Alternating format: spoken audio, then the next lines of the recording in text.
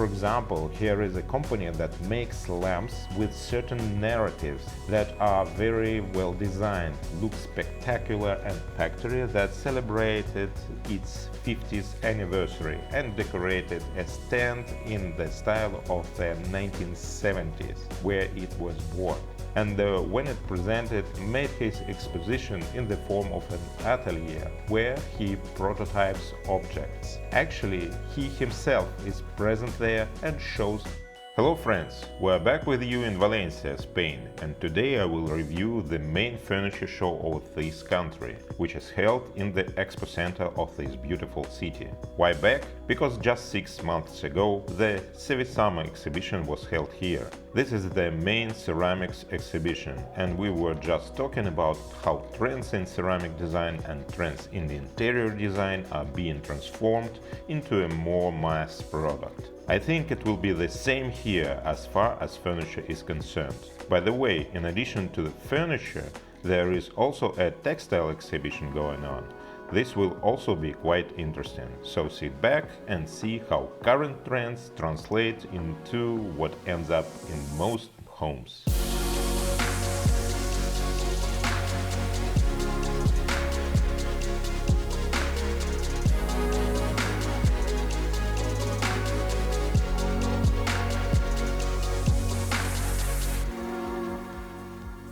Immediately hit some trashy pavilions, so this part of the review can be called How Trends Once on the Periphery of Europe Start to Die, because it's got everything that's been trending for the last couple of years, and it is noticeable even in design of stands, arches, ficuses, tropics, with ficuses both in the decoration of stands and the live ficuses. But they are just as dying as all these trends, because they have picked up something somewhere, but it all looks as if it should look like a mass market. That is nothing particular.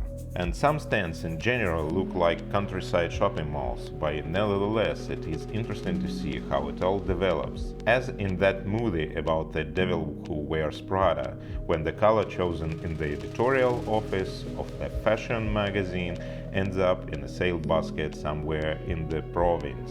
And here is exactly the same story. Of course, the worst thing is copies, fakes, or as they try to call them, replicas. Of course, the theme of modernism was very much in demand and was the focus of much attention, but the literal copies in the execution of European companies are quite horrible.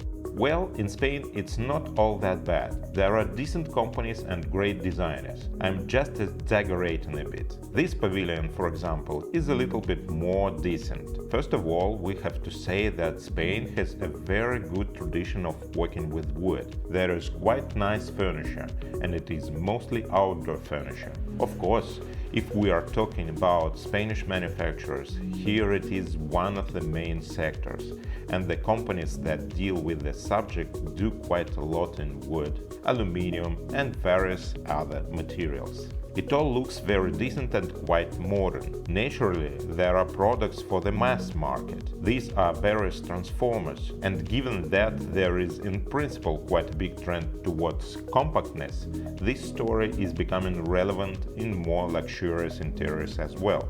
Another important point is that here it is mostly Spanish manufacturers, but there are also quite a large number of Portuguese. They are on the edge of Europe, so for them Spain is one of the most important international markets. It is harder to break through. At least up to this point, I have come across Portuguese companies that deal with carpeting, and this is also not accidental, because in Portugal they have a very peculiar understanding of comfortable climate in housing. They put tiles everywhere, just like in Spain.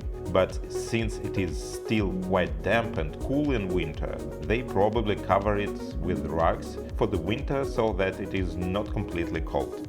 There's still a fair amount of brass and boucle. The color scheme, which first appeared probably a couple or 3 years ago, is a marsh green and mossy. But that doesn't mean it's not relevant, because trends are not a spring-summer couture collection.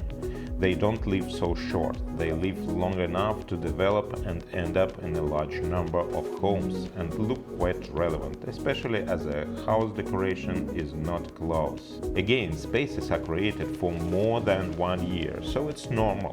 Anyway, it is very interesting to compare cutting-edge design events such as Paris Design Week or Milan Design Week with such exhibitions, which are really aimed at the mass market. It should be noted that in addition to furniture, textiles and carpets, lighting is also represented here fairly wide. The lighting is mostly decorative, there are at least no architectural companies I've met yet, and it's the same story here. There's at least secondary design, which is when you look at things and it seems like you've already seen them somewhere, but in fact, of course, it's not really a complete copy. But there are fakes too, and it's shameful, especially when they are presented at least on behalf of European companies.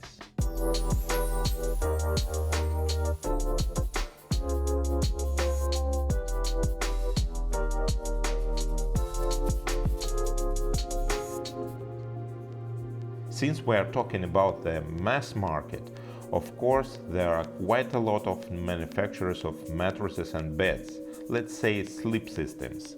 It is all one thing like another, there is nothing surprising here, but nevertheless it deserves attention and probably some kind of approval. The desire to meet some trends, because in upholstery for beds and mattresses some manufacturers use these tropical designs. In my opinion, it can look good on a bed, but if we are talking about fabric for a mattress, it's absolutely useless, but the aspiration can be appreciated. You may rightly ask, if it's all such a mess, Vladimir, why you are showing it to us? Firstly, so that you have a general idea. Secondly, not everything here is blizzard, and even the same beds and inexpensive systems for sleeping are important, for example, for contract work. So if you are dealing with hotels, I'm sorry to say that the top English, French or Italian brands just don't fit into the budget. There are, of course, super exclusive projects where such examples exist, but in general, commercial projects require contract solutions, and there are such companies here that represent, in particular, the sleep systems for hotels. First of all, the comfort of the guests, and secondly, the durability of these solutions, because as you know, objects don't die at once, they die gradually, and there comes that very unpleasant moment when it is too early to throw the thing away, but it no longer provides 100% of comfort that guests expect. That's why I'm showing you that there are companies here that offer reasonable solutions for such situations. If you have been on the verge of despair like me, it has finally happened. I have found a corner of decent Spanish brands. But first of all, these are decent Spanish brands producing outdoors, and it is different from what we have seen already. There are trendy shapes, colors and textures here. It's terracotta, it's sage shades if you're interested in a cooler range.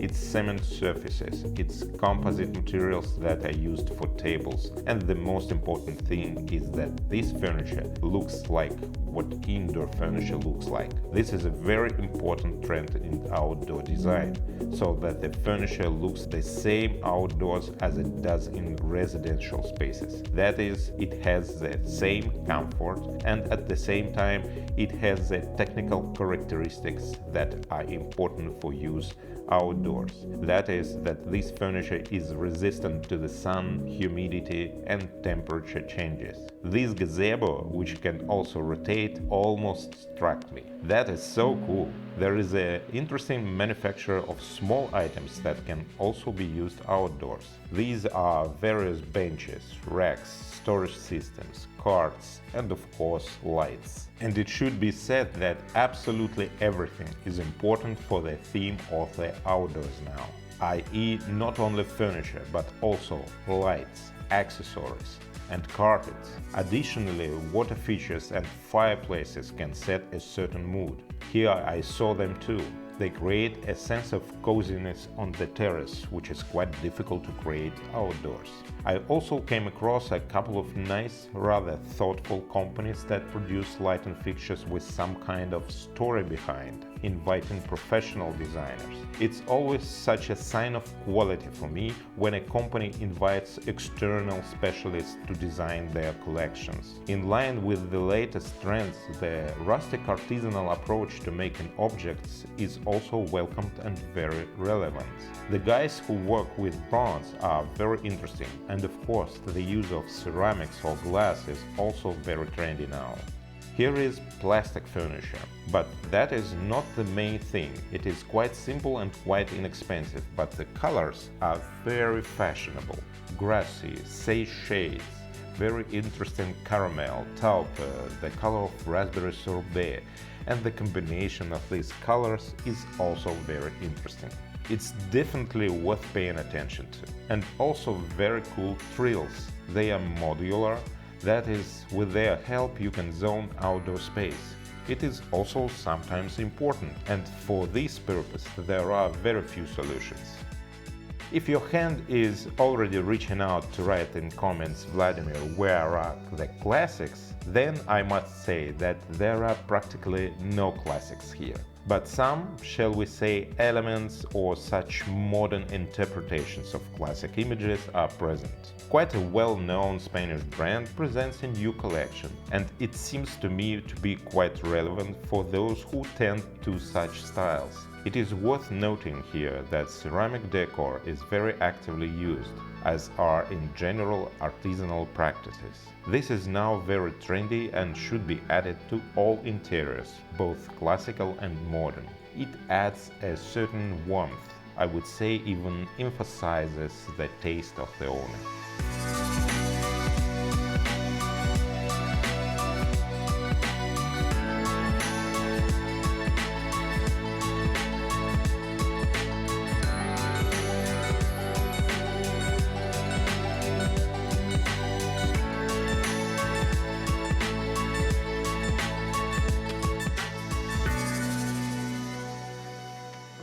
And of course, the heavy deluxe is here too, in the Portuguese version. That is, they polish everything that can be polished. Wood, metal and stone.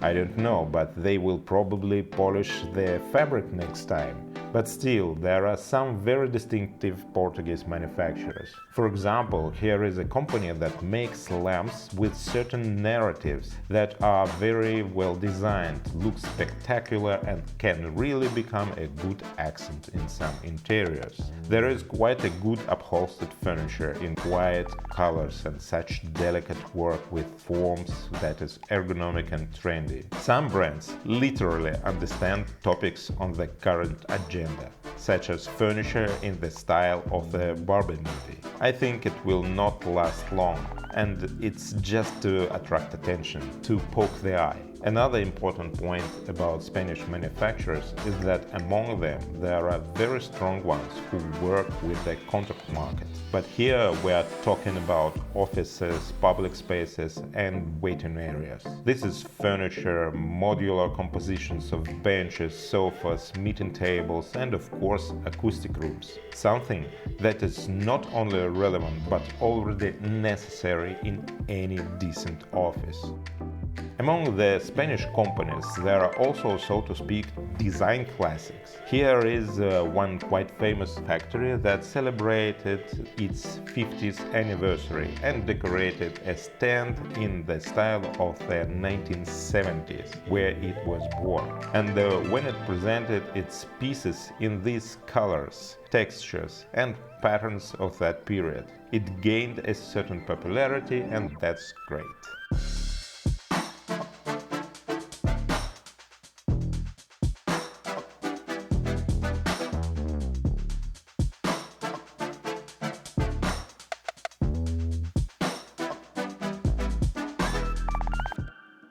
And to make you believe that Spain has high design standards, the organizers have made several mono exhibitions of the most notable authors from this Mediterranean country. An exhibition of Miguel Milán's designs greets us at the entrance.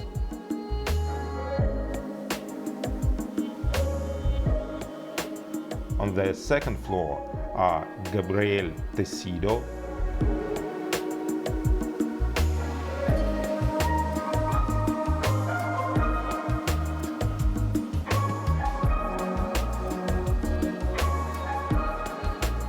and the rather young author José Manuel Ferrero. José Manuel Ferrero made his exposition in the form of an atelier where he prototypes objects. Actually, he himself is present there and shows how he creates other designs. It should be said that he doesn't only work for Spanish brands. And in general, Spanish designers work not only for Spanish brands, but are actively invited by quite famous Italian companies, for example. Perhaps it's even better that I started with the thrashy pavilions, because it's a breath of fresh air here. There are quite a number of decent companies in Spain that make excellent products and quite in line with trends, collaborate with good designers and offer very relevant ideas. There are a lot of products for the outdoors. This applies to furniture and lighting. Modular lighting fixtures can be configured in different ways, which is also a very good idea now.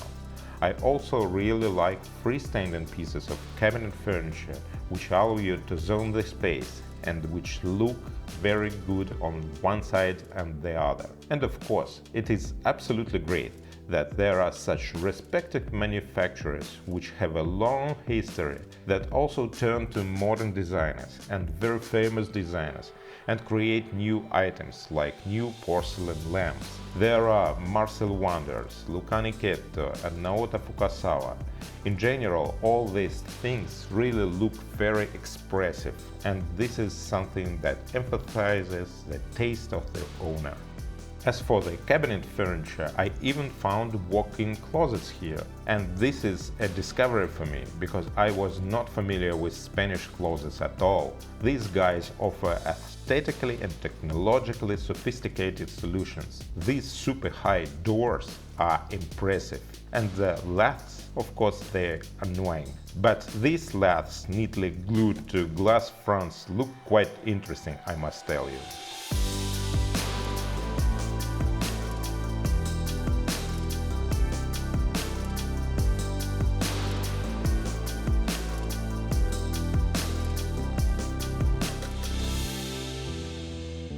What can I say, my dear friends? Of course, this exhibition is probably not even worth visiting. To be more precise, it is worth visiting if you find yourself here in September for the end of the vacation season, and at the same time you can come here, especially since the entrance is free. So at least there is a definite plus. But I didn't see anything breakthrough or supernatural. Yes, probably the representation of outdoor furniture here is quite concentrated. And in Spain, there are really a lot of decent companies dealing with this topic.